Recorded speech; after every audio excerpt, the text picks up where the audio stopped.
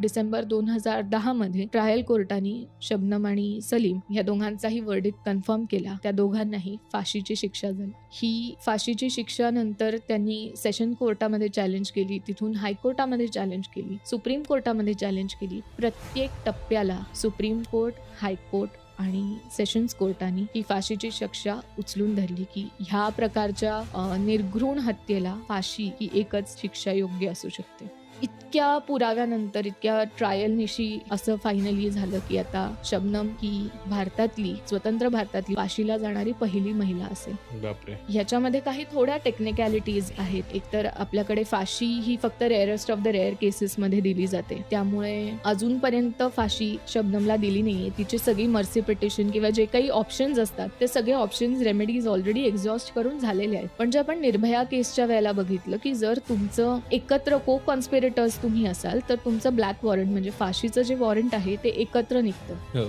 आणि जरी शबनमच्या सगळ्या एक्झॉस्ट करून झाल्या असतील तरी सलीमच्या मर्सी पिटिशन, त्याची रिव्हिजन, ह्या सगळ्या रेमेडीज एक्झॉस्ट करून झाल्या नाही, त्यामुळे अजून ते थांबलेलं आहे. पण शबनम अली हिला फाशी होणार हे आता कुठच्याही वेळी होऊ शकतं. ॲज ऑफ 2025 तरी अजून तिला फाशी झाली नाही आहे, पण स्वतंत्र भारतातली फाशीला जाणारी ती पहिली महिला असेल.